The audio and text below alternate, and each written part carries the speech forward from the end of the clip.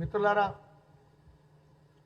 ఈరోజు దేశవ్యాప్తంగా కూడా కాంగ్రెస్ పార్టీ అగ్రనాయకులు భారతదేశ పార్లమెంట్లో అపోజిషన్ లీడర్ ప్రధాన ప్రతిపక్ష నేతగా రాహుల్ గాంధీ గారు ఎలక్షన్ కమిషన్ చేస్తున్న అరాచకాల మీద దేశవ్యాప్తంగా కూడా పోరాటానికి పిలుపునిచ్చారు. ఓట్ చోరీ, మనం బంగారం దొంగతనం, డబ్బు దొంగతనం, ఆస్తుల దొంగతనం జరుగుతాయి, కానీ ప్రజాస్వామ్య వ్యవస్థలో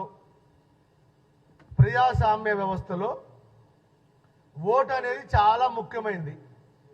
అలాంటి ఓటును కూడా ఈ బీజేపీ పాలనలో స్వేచ్ఛగా ఓటు హక్కు వినియోగించుకునే పరిస్థితి కూడా లేదు అని కళ్ళకు కట్టినట్టుగా రాహుల్ గాంధీ గారు ప్రెజెంటేషన్ ఇవ్వడం జరిగింది. దేశవ్యాప్తంగా ప్రజలందరూ చూశారు, గమనించారు. పూర్తి ఆధారాలతో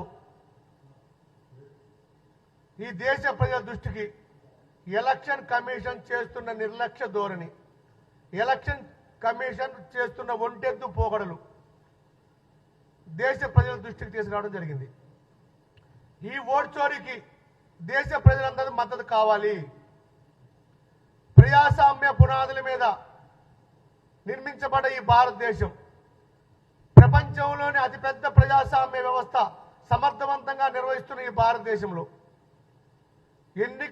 ఎన్నికల కమిషన్ పాత్ర చాలా ముఖ్యమైనది.